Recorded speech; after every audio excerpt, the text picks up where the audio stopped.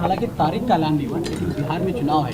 कितने सीट पे आप लोग चुनाव लड़ने वाले हैं और मुख्यमंत्री का कौन है? क्या नीतीश कुमार वही आगे कंटिन्यू करेंगे, कोई और है? दोनों हमारे एनडीए के सभी नेताओं ने कहने का काम किया है। हम भी, चूँकि 5 दल है हमारे एनडीए में, उसमें एक हम भी हैं। हम लोग ने भी कहा है कि बिहार में जो चुनाव होने वाला 2025 में नवंबर में संभवतः होगा, उसका अगुवा नीतीश कुमार होंगे और नीतीश कुमार के नेतृत्व में ही हम लोग चुनाव लड़ेंगे। अब रही बात मुख्यमंत्री कौन होगा, तो परंपरा तो यही रही है कि जिसके नेतृत्व में चुनाव लड़ा जाता है उसी को मुख्यमंत्री बनाया जाता है। तो जाहिरतन अभी यही कहा जा सकता है कि नीतीश कुमार के नेतृत्व में जाएंगे।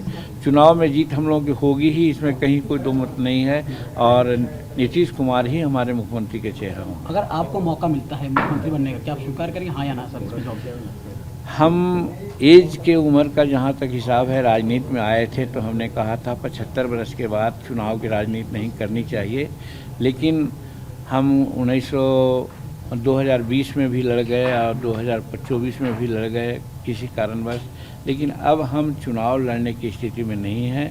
जो अभी जिम्मेदारी हमको नरेंद्र भाई मोदी जी ने दी है, एक कह करके कि मांझी जी मैं अपने विजन का विभाग दे रहा हूं और इसी के लिए आज आप देख रहे हैं कि 81 वर्ष के उम्र में भी हम एक दिन भी बैठ नहीं रहे हैं, सब जगह विभाग को आगे बढ़ाने का कोशिश कर रहे हैं।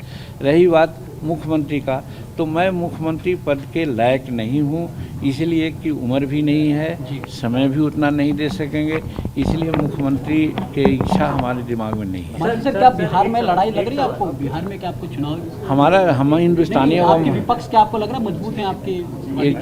एकदम हम विपक्ष में नहीं, हम लोग पक्ष में हैं। हम लोग पक्ष में हैं, एनडीए के साथ हैं। हिंदुस्तानी अवाम मोर्चा सेकुलर, वहाँ 4 विधायक, 1 एमएलसी, 1 मंत्री और 1 लोकसभा का मेंबर हम हैं।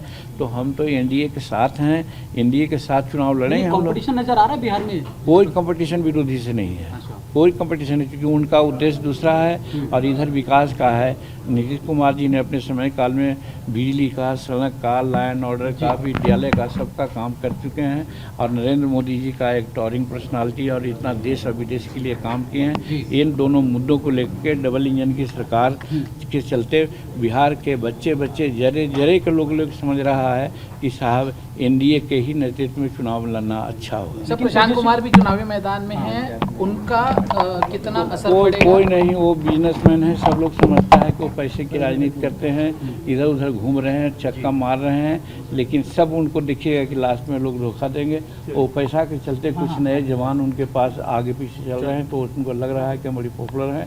उनका कोई मुद्दा वहाँ नहीं है, कोई वैसा काम नहीं है।